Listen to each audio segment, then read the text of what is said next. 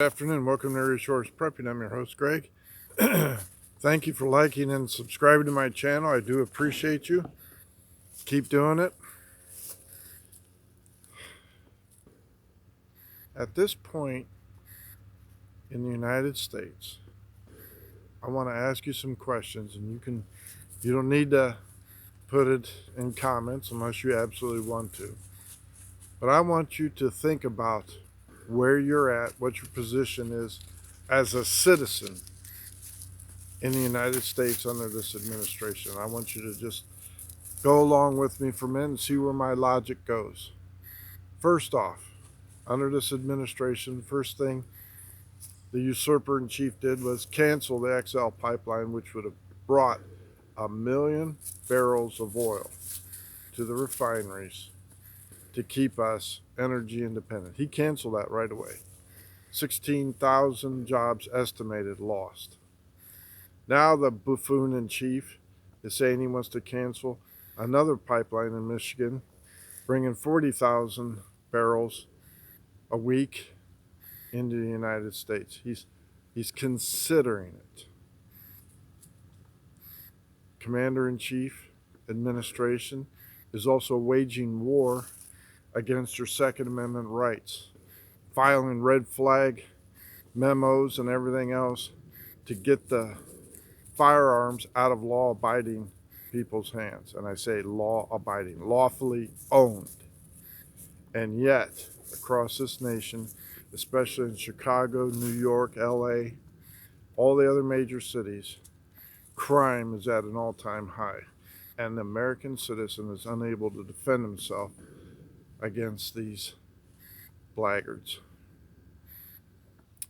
It was also just disclosed that 75 hidden flights were flown into Florida under the cover of darkness and early mornings, loaded with illegal immigrants that crossed this border and flown into Florida at undisclosed locations and turned loose.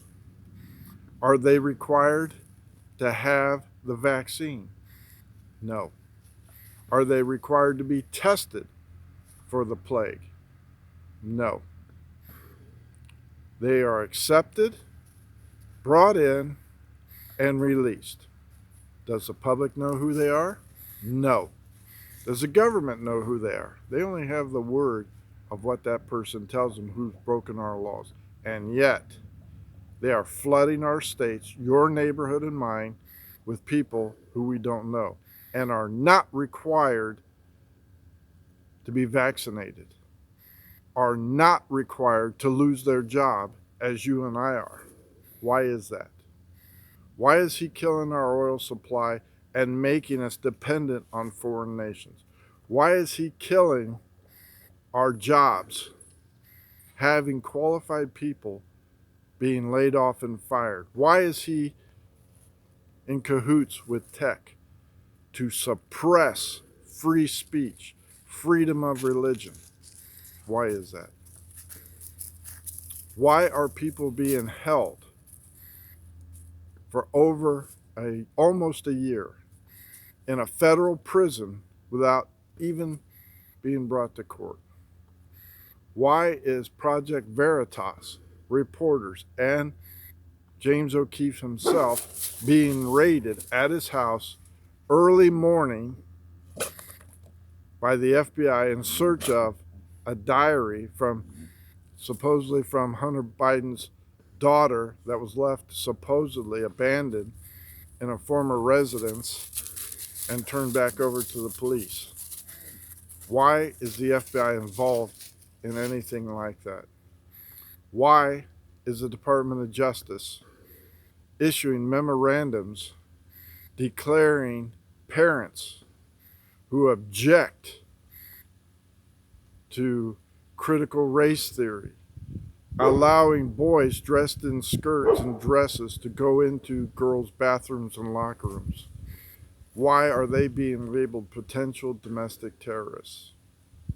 Why are people of faith being blamed for COVID deaths?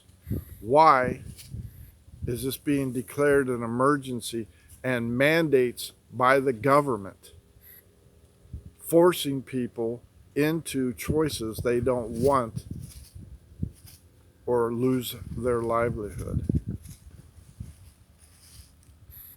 Is this the country you're used to living in? Is this the country you want to continue to live in? We clearly are asking our congressmen and our senators, both state and U.S., to stand up and fight for us. Yet, there is clearly congressmen, 13 of them, rhino Republicans, that are willing to sell out because their establishment for their little tiny bit of fame and fortune, despite the backlash.